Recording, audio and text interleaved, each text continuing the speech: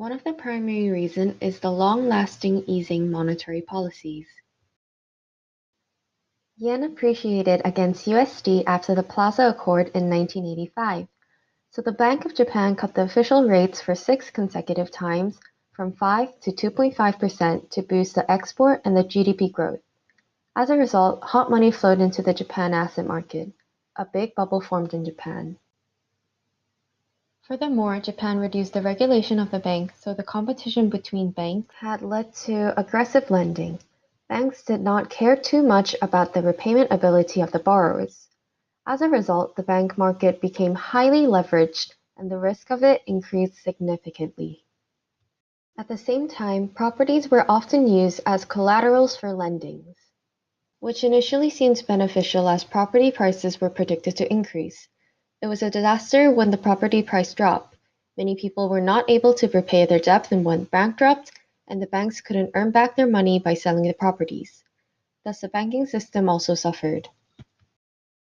Another problem was the tax system. It provided a big incentive for speculation as the capital gains were not taxed. As a result, many people put their money into the asset market and the bubble became bigger and bigger. Meanwhile, the government planned to develop Tokyo Metropolis into an international city.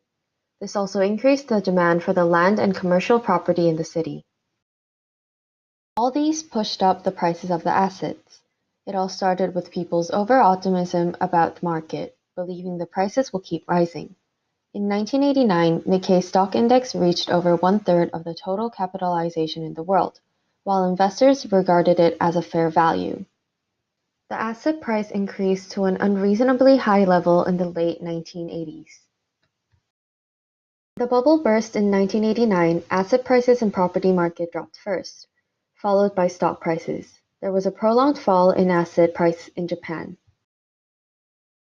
Compared to the peak value, the average prices for land in 6 major cities went down by 16%, while some premium office buildings were valued at only 1% of its peak value in 2004. At the same time, the Nikkei index dropped 80% from the peak value of 1989 to the post-crisis low in 2003. The asset prices have not recovered back to the peak level even till now.